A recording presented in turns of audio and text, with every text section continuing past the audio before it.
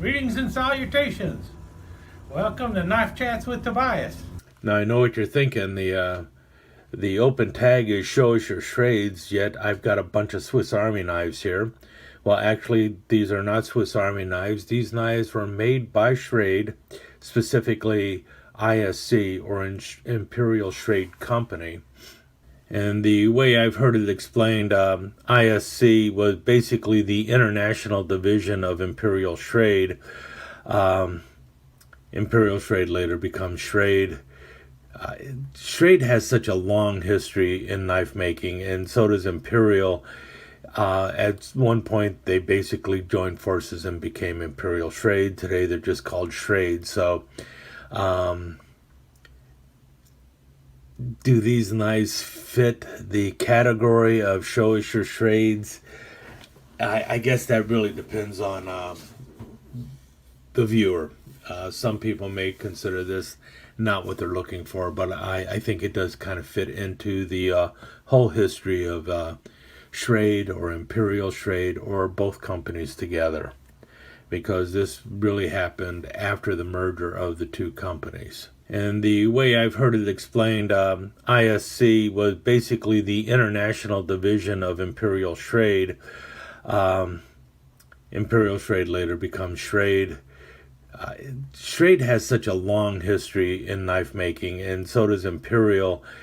At one point, they basically joined forces and became Imperial Schrade. Today, they're just called Schrade. So, do these knives fit the category of Show Us Your Schrades? I guess that really depends on the viewer. Some people may consider this not what they're looking for, but I think it does kind of fit into the whole history of Schrade or Imperial Schrade or both companies together, because this really happened after the merger of the two companies. Now, before I get into all these knives, which are basically known as the Century knives, I want to say thank you again to Mark Coffman, and also apologize to him for not getting into this line of knives a little earlier. I have done a video on the ISC knives a while back, but at that time the only one I actually had, the two I had at that time, were these two knives here. This is the Captain, and I think this one's the Galaxy. I actually ended up calling it the Apollo when I did the video, which was wrong. It's not the Apollo. In any case, in this knife here I just recently picked up, this is a Schrade Scamp, which I guess you can definitely call this one just Schrade, because it's clearly stamped Schrade. I'll revisit the Scamp 4 and the Captain knives in a near future. Right now I'm just going to concentrate on the ISC Century knives. But once again, thanks goes out to Mark Coffman, because if he had not given me, 1, 2, 3, 4, 5, 6, 7 of the ISC knives, this video would not be nearly as fun. All right, time to talk about ISC Century knives, and well, you can see what they look like here. They will all have this little shield with the star in there, and then if you look at the tank stamp, it'll say ISC and then Stainless Germany. And there's a lot of questions about where this knife is made, because you'll hear different stories about it. Is it made in Germany, or is it made in the United States from German parts, or what? A lot of people will claim that no, all the parts were made in Germany, in a factory in Germany, shipped to the United States, and then assembled here in, I believe, Ellenville, New York, in the Schrade factory at Ellenville. Other people will say no, it was assembled in Germany, and then the scales were put on in Ellenville. That's all they did, was they snapped on the scales, because there's 7 different colors of scales that were used in these knives. Red is the most common, black has followed that, but then there's 5 other colors also in there. So a lot of crazy things going on about where this knife was made or where it was assembled and so on and so forth. The official literature from Schrade states that the knife is made in Germany and finished in the United States. Actually, made in Germany, finished in USA. So that's about as accurate as you can get. Everything else is a little bit of speculation. So were the blades sharpened in the United States? Were they sharpened in Germany? Were the covers just snapped on in the United States? Were they just packaged in the United States? What did they mean by finished? Were they just a final inspection before they were put into the packaging and sent off to the shelves? It runs rampant. My personal feeling is I kind of go towards the level of the knives were assembled in Germany, with the exception of the covers being put on, and that was done here in the United States, in the Allenville factory. And basically the reason the covers were not put on yet is, first of all, there were, like I said, 7 different covers, colors of covers. They needed to match those to the packaging and things of that nature.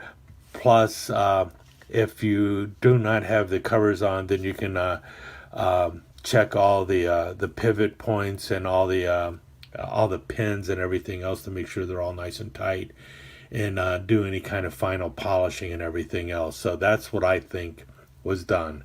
The knives came here almost completely assembled, just lacking the covers and having toothpicks and tweezers inserted when necessary, and then packaged. And that would have made it easier for final inspection. And again, that is total speculation on my part. I have no idea what the truth is about where these knives were made or anything else. All I can tell you is Schrade said they were made in Germany and finished in the United States. Okay, the chart you're looking at here shows the initial run of the Century knives and gives a lot of the information about them, including the pattern numbers and a full description of them, and also it lists things like the 7 different colors that were used within the knives. And as you can tell, the initial run was of 11 different patterns, and many of them are a direct copy of some of the Swiss Army knives or Victorinox knives out there. And a couple of them are a little bit slightly different. 2 of them are definitely different than what you find in the Victorinox lineup. Now, from what I understand, there were a few more knives added into the Century line of knives. I think it ended up being a total of like either 14 or 17 knives that were released in the Century line. I would have to do a little bit of real digging to find out what those are. And at this present time, I'm not really prepared to do that. And so let's start over here with the smallest of the knives, and this is the Stewart, the CN31. I believe the CN stands for Century. And as you can tell from looking at it, you got the single blade here and a nail file. Now the nail file is the cross-cut nail file, and scissors over here. And now the scissors are designed more like what you find on the Victorinox with the replaceable spring. So you can see that it is definitely taking the shape of a classic Victorinox. However, when you compare it to a classic SD, you will see that it is larger. Classic SD comes in at 58 millimeters or 2¼ inches, and also notice the ring is on this end, and the toothpick and tweezers are opposite the ring. Something that Victorinox did a while back. Also, you will see that the blades are oriented in the opposite direction from the key ring. So instead of opening towards the key ring, they're opening away from the key ring, which a lot of people would say is a good thing. The big thing, though, is it is a larger knife. It is closer in size to a Wenger Esquire, the 63 millimeter Wenger knives. Matter of fact, it is probably within a millimeter of being the same size. Probably, it's hard to say for sure if it's the same size or not. What I do know though is when you start comparing the blade lengths of these two knives, the blades on the Century knives are shorter. You can see it right there. Or if you want to do it that way and get the blades about the same length, tip to tip, notice where the handles of the knives are lining up there versus here. So the blade is definitely shorter than what you find on the, here we go. See the difference in cutting edge even. It's a shorter blade. Same thing with the nail files, and same thing with the scissors. The scissors are smaller on here. And matter of fact, let's see how the scissors compare to the scissors on a classic. About the same size. So basically what they've done is they have put the tools of the classic SD into the frame of a Wenger Esquire when they made the Stewart. So it's a larger frame but smaller tools, or the tools are the same size as the classic, but the frame is the size of the Esquire. I'm thinking some people might really like that. Other people will feel cheated that they got a shorter knife than they needed to. Oh, and before I move on to the larger frame knives, let's talk a little bit about toothpicks and tweezers. They're going to be in most of the knives. Not every knife will have toothpick and tweezers. One thing you will notice right away is that there's a little bit more lip going on, and it's easier to grab hold of the toothpick as well as the tweezers on these knives than what you find on the classics.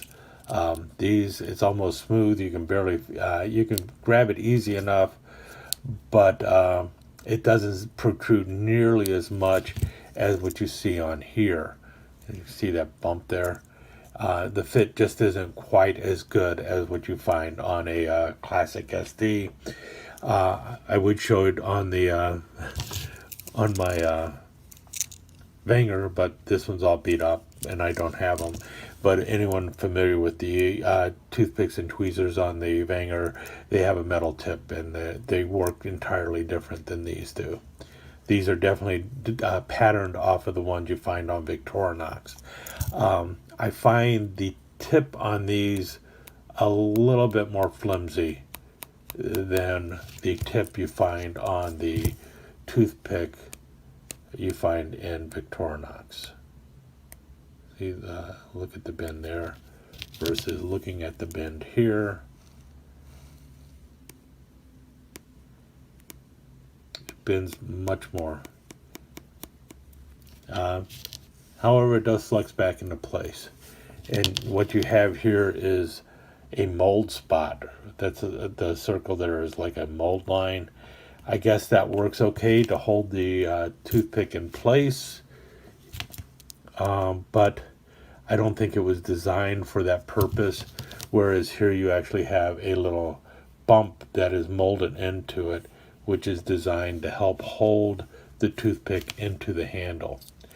The tweezers are definitely substandard compared to the Victorinox tweezers. You see the bounce in here and everything.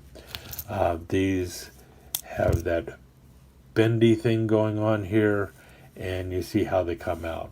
And you can squeeze them down fairly well. I'm guessing a lot of people will say they're okay, but they also, well, no, they got a good tension to them. They're not like those cheap Chinese ones that when you do this, they bend. So they are an actual spring steel, so it's pretty good. I still feel that the tweezers from Victorinox have a better grip going on, though. Let's fight. Wait, now I'm turning into Williams Knife Life. But yeah, they hold.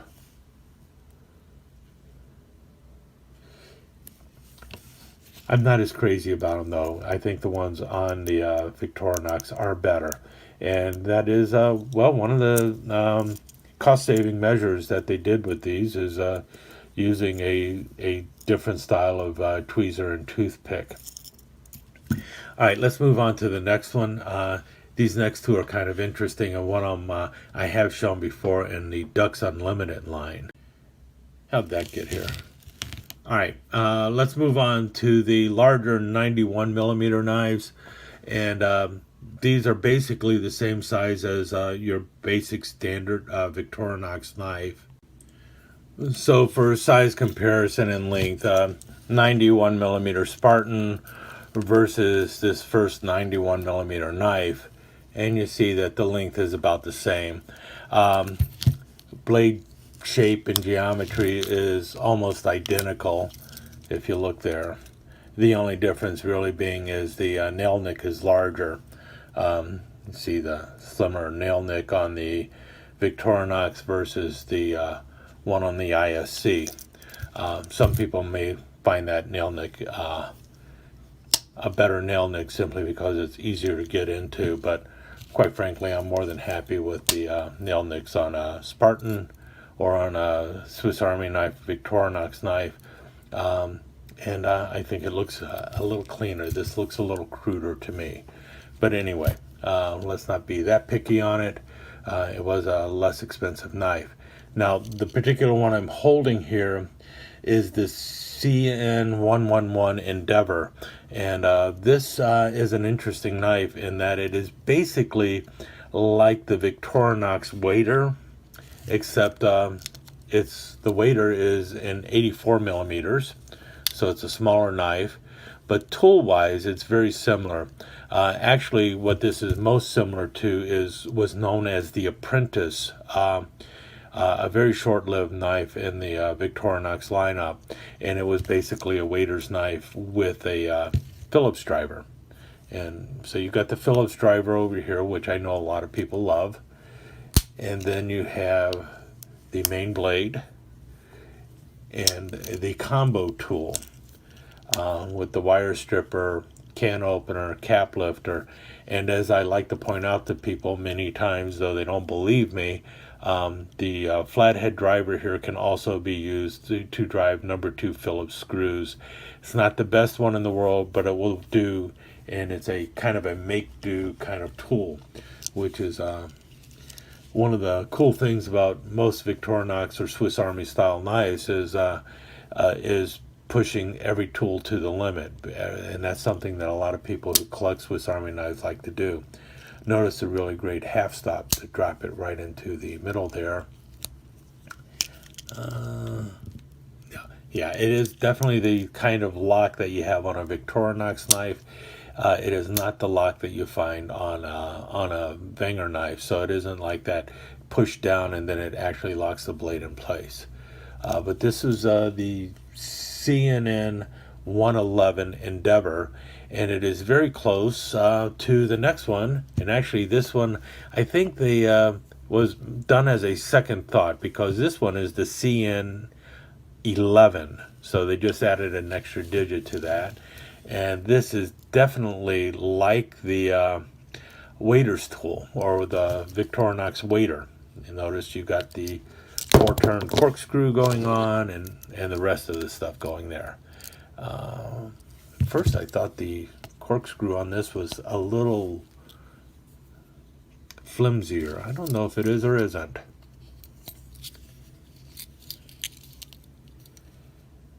If it is ever so slightly smaller.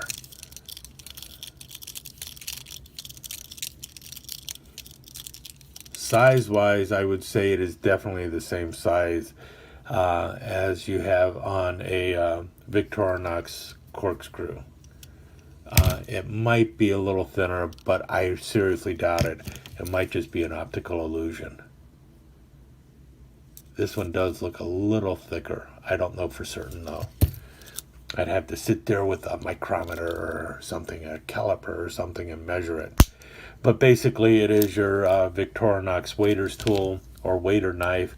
The only difference being it's on a 91 millimeter frame instead of the 84 millimeter frame.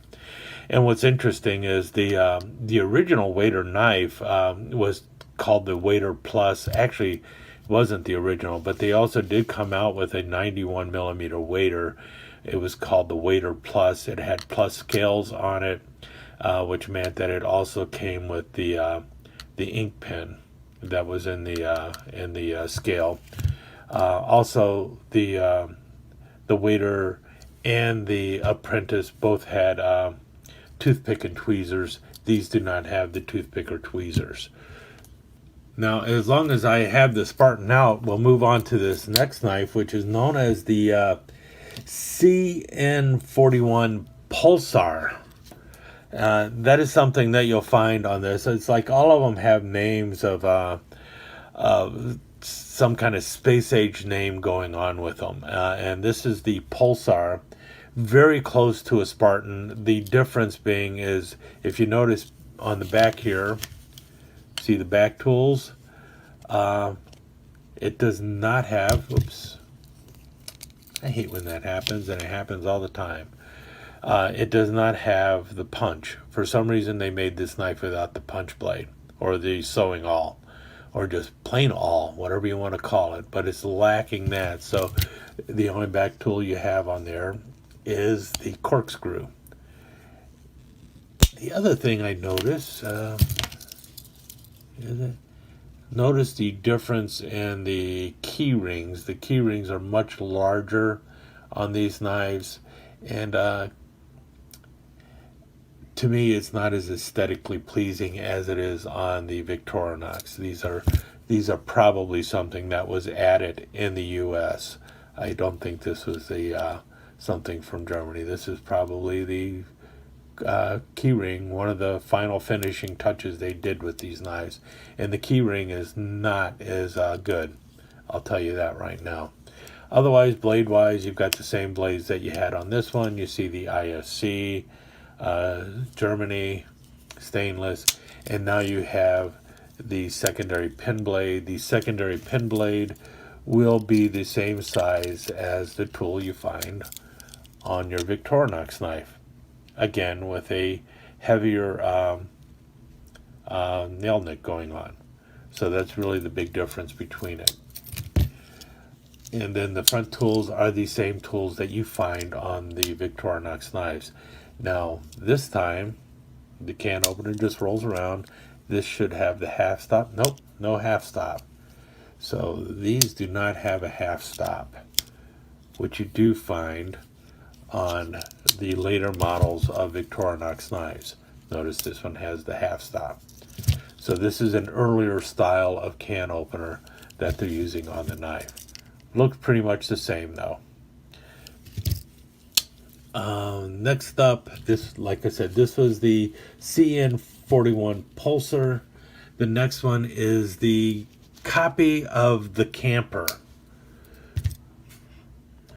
And that one is right here, and it is the CN71 Gemini, and has the same blades that you find on this one, except now you also have the little punch blade or the awl on the back. And if you notice, that awl does not look anything like the one you find on a Victorinox knife, and that is one of the cheaper things that you will find on here. Not at all sharp. I'm not at all impressed with the punch on here. It will work. It is definitely pointy. I do not know how well it's going to twist and turn. It could definitely have a better edge going on there. And obviously it's missing the sewing eye, but that's also partly because of when it was made. But more importantly on here, what you have is a saw blade. And let's look at the saw blade side by side. Oops, did it again. And here is a Camper, and you have the Victorinox saw blade. And let's go this way. It does appear that they are very close to the same. It does also look like the teeth on this one are larger. Now that might be a difference in year and everything else, but they definitely are good wood saws, and they do what they're supposed to do. Both of them work quite well, so have no complaint about the wood saw. But you see it there. So that is the camper version, the CN71 Gemini. Now moving up is the next version up is basically their copy of the Huntsman, which they call the Apollo. So I've got my Huntsman here, and here is the Apollo, and are the tools in the same order? It does not look like they're in the same order, are they, or not? Well, only one way to find out. If we pull out the wood saw, hello, wood saw. All right, wood saw is next to the front layer, as opposed to this knife where the wood saw is close to the back layer or the main blade. So there you have the wood saws. Definitely about the same. Like I said, the teeth definitely look larger on this one, so they're both going to work fairly well. I have not cut anything with this one in particular. I have used the wood saw on a century knife, and it does what it's supposed to do. It does cut wood. Does it cut wood as well as a Victorinox saw? I'd have to say it's pretty dang close if it doesn't cut as well.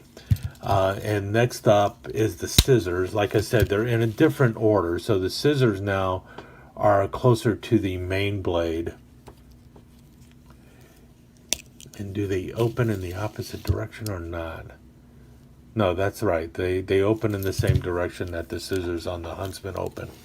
And you've got scissors going on, and they're basically a copy of the Victorinox scissors, and they work pretty good. I really can't complain about them. Let's see here.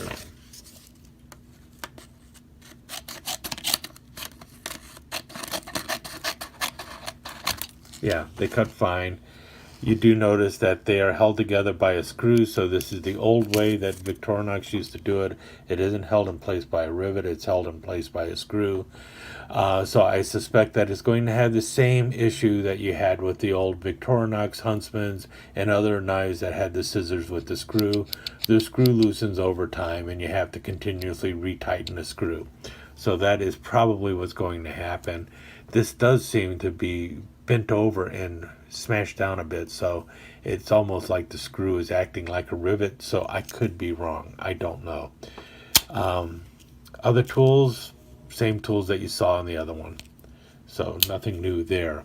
And then the final one, this is the one I've shown before, and I actually misidentified this one before as the Apollo, when actually what it is the Galaxy, and it is very similar to the Victorinox angler or fisherman knife.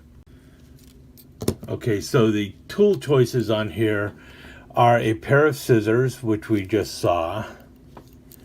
You see the scissors here, which usually means fisherman. You also see it's got the corkscrew, and then it has the fish scaler, a hook remover going on here. And it's just your basic hook remover fish scaler. Not at all sharp or anything. No edge going on. And not the deepest of the hook remover portions going on there too. As compared to, now this is an angler. This is an early angler. Later anglers will have a pair of pliers on it. There's also a fisherman that came out with the exact same tool sets as this. The fisherman usually has the Phillips driver over here, but originally the fisherman came out with the scissors, the hook remover, and either or. So Swiss Army Grizz really needs to go over the history of this one, because this is one of the more confusing patterns I have. I'm not crazy about the blade choices in it either. Also notice something else on this I'll talk about in a minute. But anyway, let's compare the two hook removers and scalers, and you see right away a big difference. One of them being that this one has something useful on it in that you have a small ruler on there in both inches and in centimeters. I think you have a more defined hook remover, which is probably a little bit better and useful, especially for people who can actually use that kind of hook remover.